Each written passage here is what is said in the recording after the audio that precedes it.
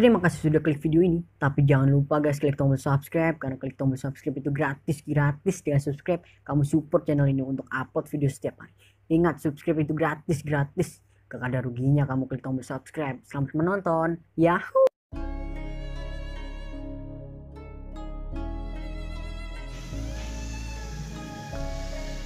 Mobil Toyota Alphard tahun 2018. Pelanggan mengeluhkan untuk kondisi remnya kadang-kadang pakem, kadang-kadang ngelos ya, blong. Keluhan muncul rem kadang-kadang ngelos atau kadang blong. Disertai di MID kombinasi meter terdapat notifikasi. Mari kita coba cek untuk konfirmasi gejalanya ya. Kita hidupkan mesin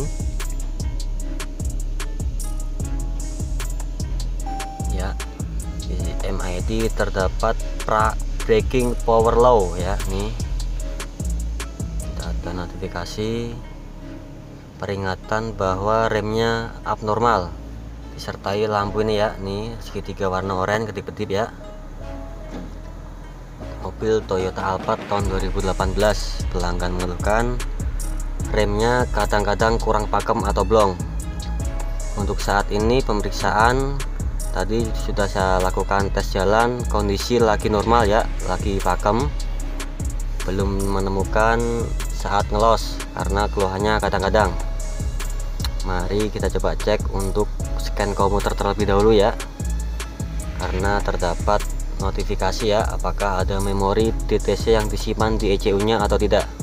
Kita cek ke scan komputer terlebih dahulu.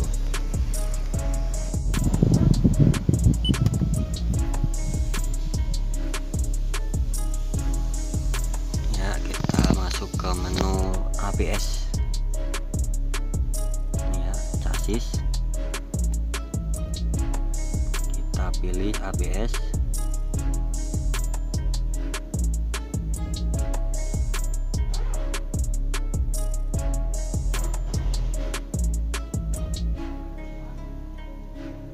Ya, untuk pemeriksaan scan tidak ada DTC yang terkait ABS ya, tetapi pelanggan mengeluhkan remnya kadang-kadang blong. Mari kita coba cek untuk sistem hidroliknya ya, apakah ada kebocoran dari saluran rem atau kualitas minyak remnya yang jelek. Karena di pengecekan elektrikal tidak ada masalah yang ditemukan dengan scan komputernya ya. Untuk sistem ABS nya tidak ada kode diagnos yang muncul. Mari coba cek untuk wheel silindernya ya, apakah ada kebocoran sistem atau kualitas minyak remnya yang jelek. Kita cek satu-satu terlebih dahulu.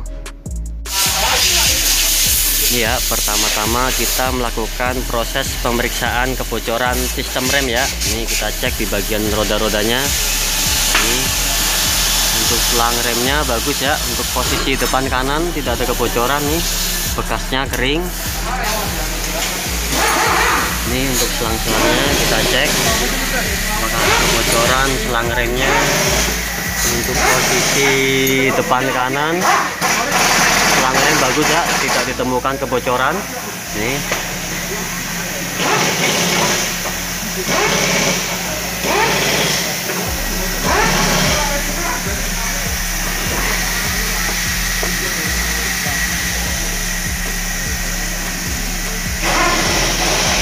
Untuk pemasangan speed sensor juga bagus ya. Ini kabel-kabel sensornya tidak ada yang putus gigit tikus ya. Ini untuk posisi depan kanan tidak ditemukan ada yang aneh. Kita pindah ke belakang ya. Ini sambil memeriksa.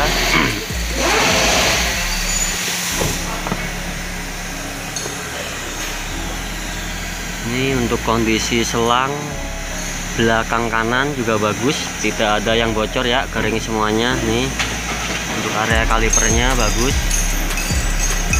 Biasanya kalau ada kebocoran terdapat basah ya, bekas minyak rem, tetapi ini kering ya untuk kondisi belakang kanan.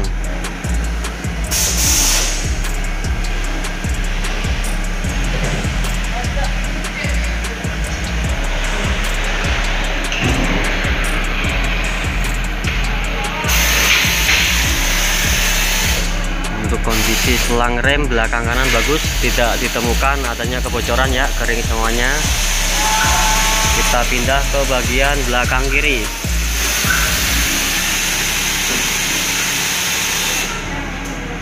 Ini untuk bagian belakang kiri juga bagus ya, tidak ada kebocoran, selang-selangnya kering. Selang remnya kering semuanya.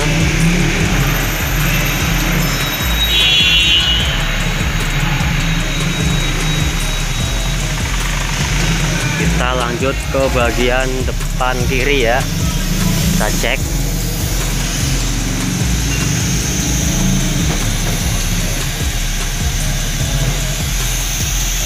Untuk kondisi depan kiri, selang rem bagus juga, tidak ada bekas bocor atau rembes ya. Ini selangnya kering semuanya.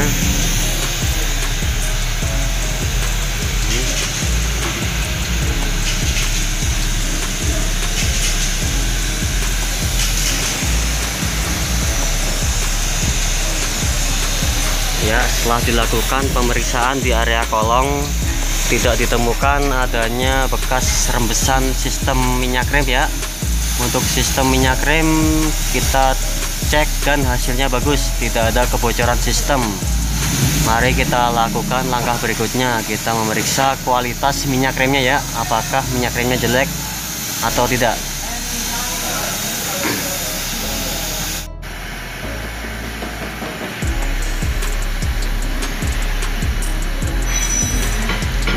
Untuk proses berikutnya kita melakukan pemeriksaan minyak rem ya, kita cek untuk volumenya dan kualitas minyak remnya. Kita cek nih sekilas, untuk volumenya cukup ya, nih di tanda max.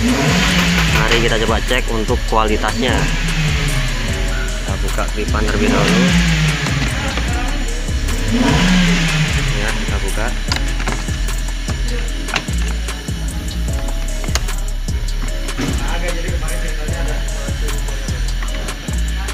Ya, kita buka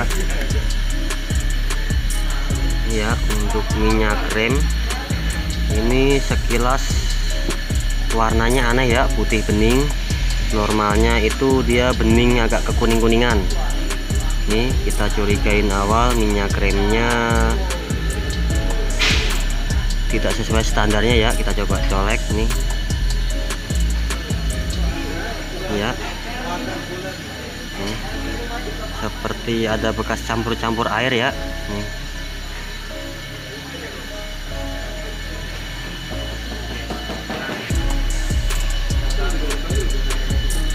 Ya, putih bening, normalnya bening agak kekuning-kuningan. Mari kita coba ambil sampel ya. Kita sampelin minyak rem terpasang di mobil dengan minyak rem yang original Toyota. Kita ambil sampel terlebih dahulu ya buat compare. Ya, proses pembongkaran reservoir minyak rem ya. Kita curigain untuk minyak remnya tidak sesuai standarnya ya. Ini kita coba bongkar. Ini kita copot. Kita ambil sampel ya. Ini.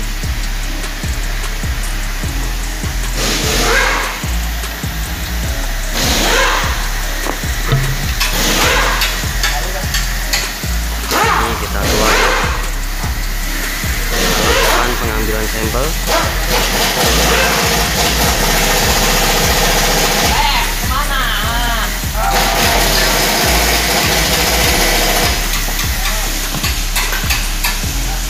Ya, untuk minyak remnya bening sekali ya ini.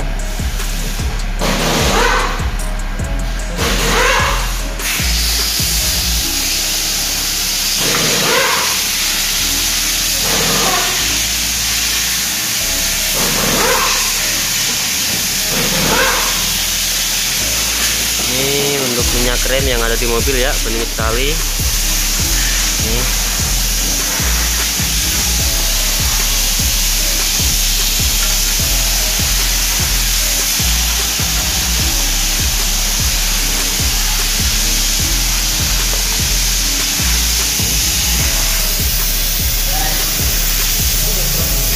Kita lakukan sampel yang ori Toyota ya.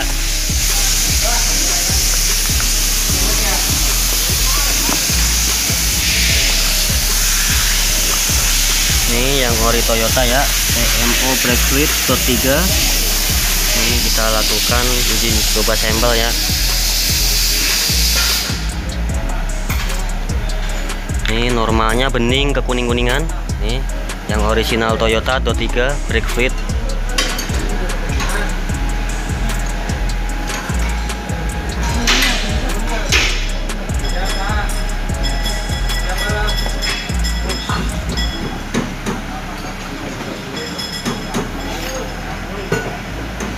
Ya, untuk yang sisi kanan yang minyak rem dari mobilnya, untuk yang sisi kiri minyak rem ori Toyota TMO brake fluid dot 3.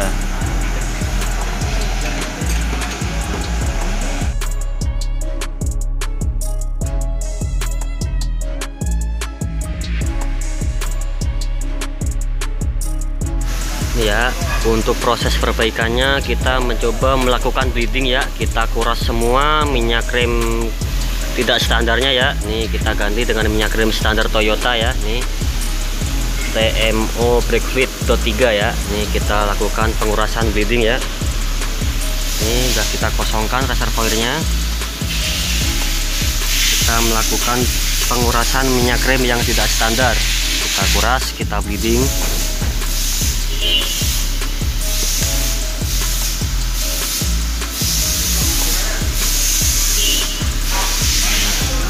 Minyak rem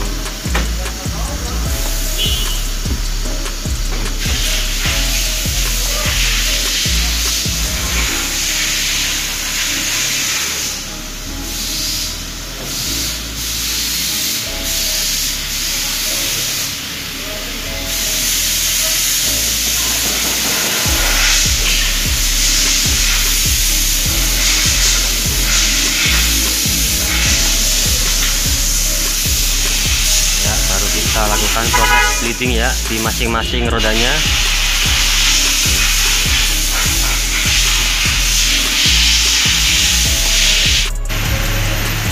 Ya, ini proses bleeding atau pengurasan minyak rem yang tidak orisinil ya. Kita kuras dari masing-masing rodanya ya, mulai dari belakang kiri ke belakang kanan, depan kiri hingga depan kanan. Kita kuras masing-masing rodanya. Kacak.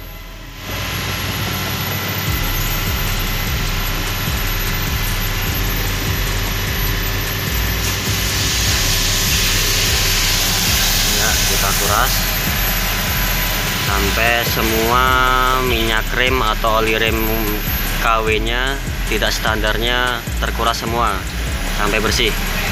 Kita kocok terus.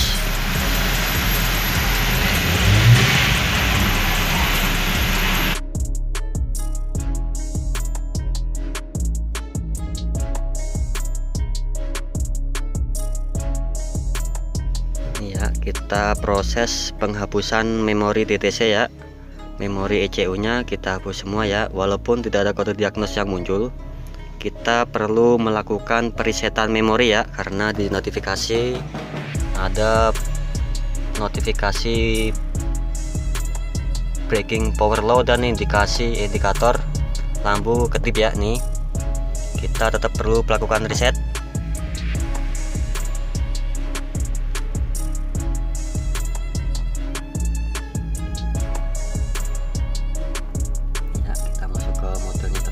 Ya, tahun 2018 next.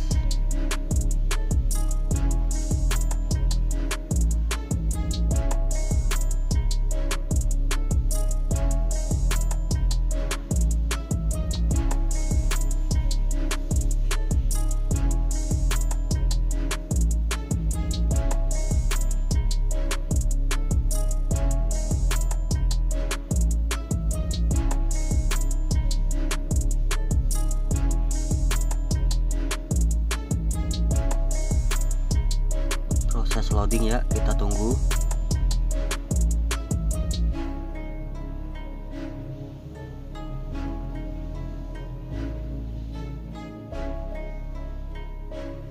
Nih kita langsung masuk ke menu ABS ya.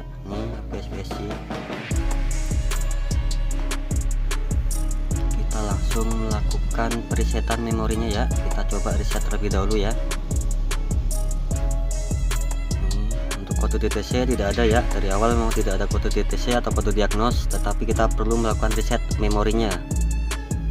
Kita masuk ke utility,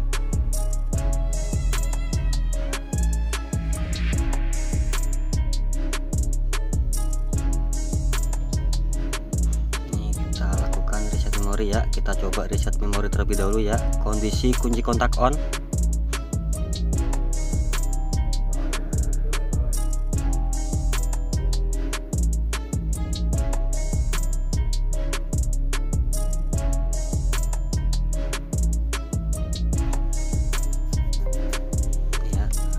Ikutin next,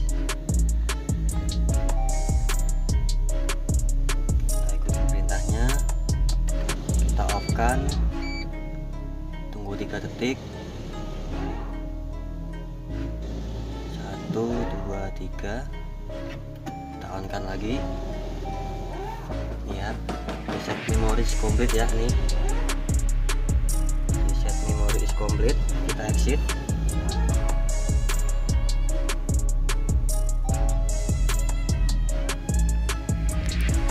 Proses konfirmasi keluhan setelah dilakukan penggantian minyak rem yang tidak sesuai standar ya. Kita lakukan kuras minyak rem total, kita bleeding per silindernya ya, per setiap roda, 4 roda kita kuras satu-satu. Mari kita coba cek konfirmasi keluhannya ya. Untuk lampu rem ya, indikasi notifikasi di MID sudah tidak ada ya, nih. Jadi penyebab dari indikator menyala di MID atau kombinasi meter karena kualitas minyak rem yang tidak sesuai standarnya ya. Tadi ditemukan pemeriksaan minyak remnya bening putih ya, normalnya adalah bening kekuning-kuningan. Jadi penggunaan kualitas atau jenis minyak rem yang tidak standar bisa mengakibatkan lampu indikator menyala ya. Setelah dilakukan kuras minyak rem, penggantian minyak rem sesuai standarnya, mobil kembali normal ya. Kombinasi meter sudah tidak menyala ya notifikasinya. Mobil Toyota Alphard tahun 2018.